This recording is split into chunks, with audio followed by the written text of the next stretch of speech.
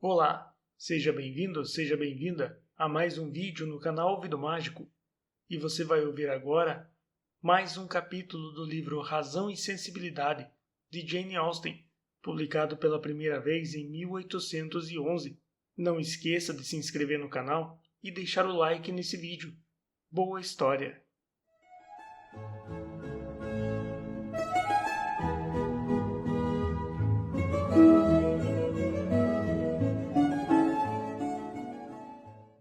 Capítulo 10. O protetor de Marianne, como Margaret, com mais elegância do que precisão, denominara Willoughby, chegou ao chalé bem cedo na manhã seguinte para saber notícias pessoalmente. Willoughby foi recebido por Sra. Dashwood com mais que educação, com a gentileza que as palavras de Sir John e a própria gratidão dela propiciavam. Tudo o que conversaram durante a visita serviu para assegurar-lhe a sensatez, elegância, afeto mútuo e conforto doméstico da família, a qual conhecera por meio desse acidente. Não havia necessidade de um segundo encontro para que ele estivesse convencido dos encantos pessoais das moças. Senhorita Dashwood tinha o rosto delicado, feições regulares e era notavelmente bonita. Marianne era ainda mais bonita. Sua silhueta, embora não fosse tão perfeita quanto a da irmã, tinha a vantagem de ser mais alta, impressionando um pouco mais. Seu rosto era tão adorável que, ao lhe dirigirem elogios, chamando-a de linda garota, a verdade era menos violentamente ultrajada do que usualmente acontece. Tinha a pele morena, mas sua transparência lhe dava um brilho extraordinário. Suas feições eram todas belas. Seu sorriso doce e atraente, e em seus negros olhos havia vida, espírito e uma vivacidade que não poderiam ser contemplados sem prazer. No começo, ocultou de Willoughby a expressão de seus olhos, devido ao embaraço que a lembrança de sua queda proporcionava.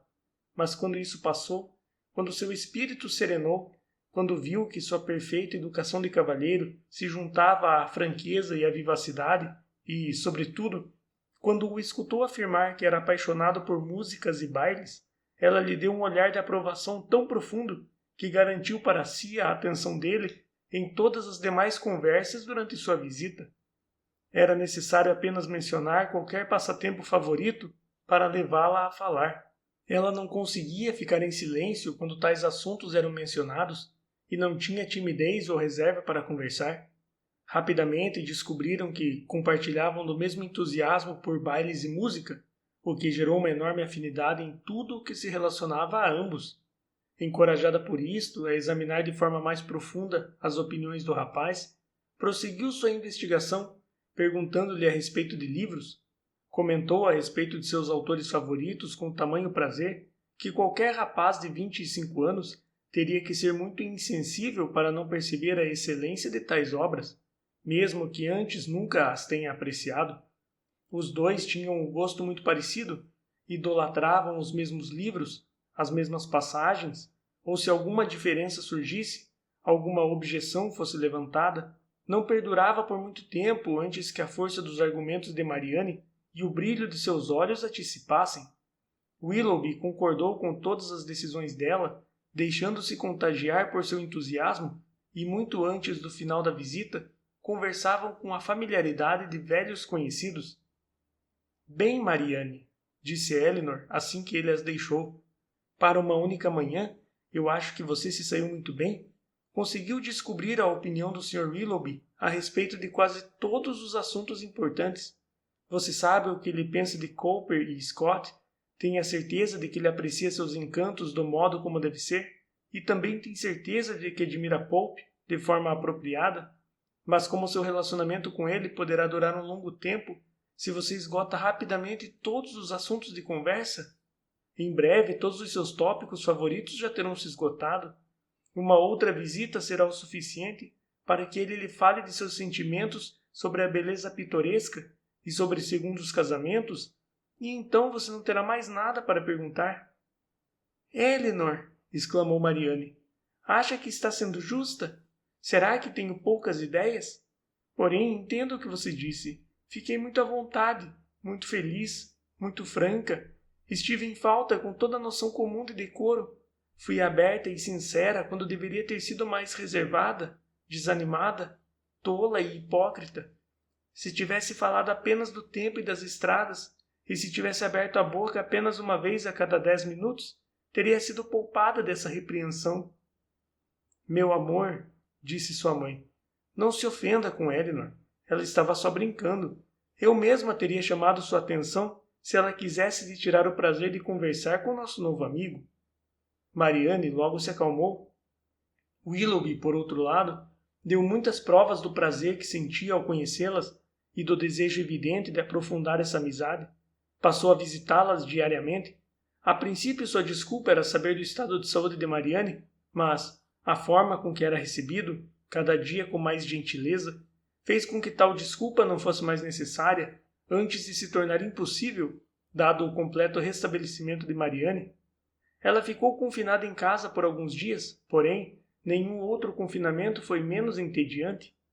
Willoughby era um jovem de muitos talentos, imaginação rápida, espírito animado e de modos abertos e afetuosos. Era perfeito para conquistar o coração de Marianne, pois a todos esses adjetivos se somava uma aparência cativante, assim como o fervor natural da mente, que agora despertara e crescia pelo exemplo dela e que o recomendava à sua afeição mais do que tudo. A amizade entre eles se tornou gradualmente o maior prazer de Marianne. Eles liam, conversavam, cantavam juntos. Os talentos musicais de Willoughby eram consideráveis, e ele lia com toda a sensibilidade e presença de espírito que, infelizmente, faltavam a Edward. Na opinião da Sra. Dashwood, assim como na de Marianne, o rapaz parecia não ter falhas, e Elinor não viu nada que lhe pudesse censurar, a não ser uma propensão a dizer tudo o que pensava, qualquer que fosse a ocasião, sem dar importância às pessoas ou às circunstâncias, no que se parecia bastante com Marianne e particularmente a agradava. Ao formar sua opinião sobre outras pessoas e expressá-la sem constrangimento, ao sacrificar a cortesia para dedicar completamente sua atenção àquilo a que empenhara seu coração, e ao desprezar facilmente as formas de decoro mundano, Willoughby apresentava uma falta de cuidado que Elinor não poderia aprovar, apesar de tudo o que ele e Marianne pudessem dizer para justificá-lo. Marianne começava agora a perceber como fora tolo e injustificável o desespero que sentira aos 16 anos e meio ao pensar que jamais encontraria um homem que pudesse satisfazer seus ideais de perfeição. Willoughby era tudo o que sua imaginação havia criado. Naquela hora infeliz ou em momentos brilhantes, como capaz de atraí-la, e seu comportamento demonstrava que seus desejos a esse respeito eram tão intensos quanto eram suas grandes habilidades. Quanto à sua mãe, em cuja mente nunca havia surgido nenhuma especulação a respeito de um possível casamento entre os jovens, por conta da futura riqueza de Willoughby, foi levada antes de terminar a semana a colocar suas esperanças e expectativas nesse casamento, e a felicitar-se em segredo por ter ganhado 2 genros como Edward e Willoughby. O interesse do coronel Brandon por Marianne, tão cedo descoberto por seus amigos, agora, pela primeira vez, se tornou perceptível para Elinor, quando os outros deixaram de notá-lo.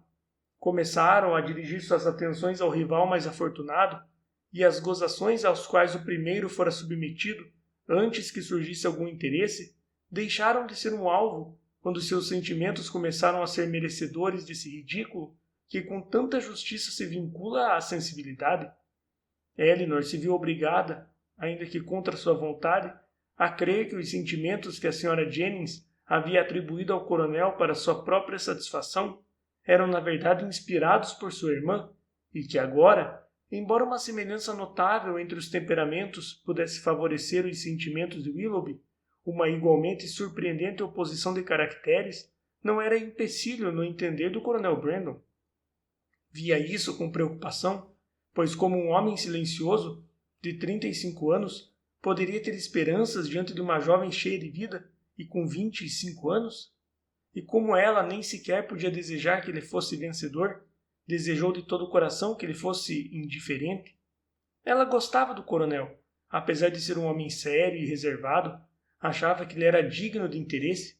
Suas maneiras, embora sérias, eram suaves e sua reserva parecia mais o resultado de certa opressão de espírito que de um temperamento naturalmente sombrio. Sir John fez algumas insinuações sobre desilusões e feridas do passado, o que reforçou ainda mais a sua convicção de que ele era um homem infeliz e o considerava com respeito e compaixão.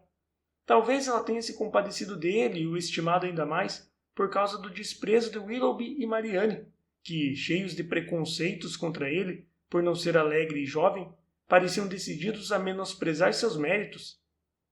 Brandon é o tipo de homem de quem todos falam bem, mas ninguém se importam com ele. Um homem que todos sentem prazer em ver, mas sequer se lembram de conversar com ele, disse Willoughby um dia, quando falavam do coronel. É exatamente o que penso dele, exclamou Marianne. Não se gabem disso, disse Elinor. É injustiça dos dois. Ele é muito benquisto por todos de Barton Park, e eu mesma nunca perdi uma oportunidade de conversar com ele. Que você o defenda, respondeu Willoughby. Certamente é algo que ele tem a seu favor, mas em relação à estima dos outros, trata-se de uma reprovação por si só. Quem se submeteria à indignidade de ser aprovado por mulheres como Lady Middleton e a Sra. Jennings, que contam com a indiferença dos outros? Mas talvez o desprezo de pessoas como você e Marianne compense a consideração de Lady Middleton e de sua mãe. Se o elogio delas é motivo de censura, a censura de vocês pode ser elogio, já que a falta de discernimento delas não é maior que o preconceito e injustiça de vocês. Em defesa de seu protegido, você até pode ser insolente. Meu protegido, como você o chama, é um homem sensato, e a sensatez sempre será um atrativo para mim. Sim, Marianne, mesmo em um homem entre os 30 e os 40 anos. Ele já viu muita coisa no mundo, já esteve no exterior, já leu bastante e tem uma mente pensante. Acho-o capaz de me dar muitas informações sobre temas diversos e sempre respondeu às minhas perguntas de maneira educada e com boa vontade. O que significa, exclamou Marianne com desdém, que ele lhe disse que nas Índias Ocidentais o clima é quente e os mosquitos são desagradáveis?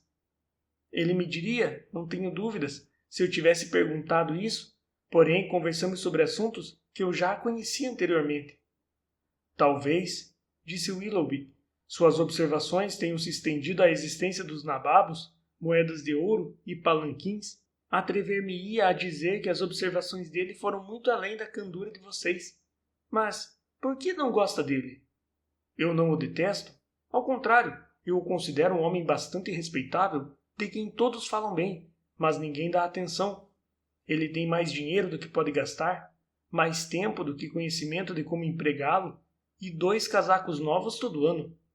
Além disso, exclamou Marianne, ele não tem bom gênio, bom gosto, nem espírito. Sua mente não é brilhante, não possui sentimentos ardentes e sua voz é inexpressiva. Vocês decidam sobre suas imperfeições de um modo tão superficial, tão baseados em suas imaginações? Respondeu Elinor, que em comparação, todos os elogios que eu possa fazer a ele pareceriam frios e insípidos. Eu apenas posso dizer que é um homem sensível, bem educado, bem informado, gentil e, creio eu, de coração amável. Senhorita Dashwood, agora não está sendo gentil comigo, exclamou Willoughby. Está tentando me desarmar com a razão e convencer-me contra a minha vontade. Mas isso não acontecerá. Deve pensar que sou tão teimoso quanto a senhorita é astuta. Tenho 3 motivos irrefutáveis para não gostar do Coronel Brandon. Ele me ameaçou com chuva, quando eu queria um bom tempo. Ele encontrou falhas na suspensão de minha carruagem e não consegui persuadi-lo a comprar minha égua marrom. Entretanto, se posso lhe dar alguma satisfação, acredito que ele possui um caráter irrepreensível em outros aspectos. Sendo assim, estou disposto a fazer minha confissão, e em troca desse reconhecimento, o que faço com pesar, não pode me negar o privilégio de não gostar dele, agora mais do que nunca.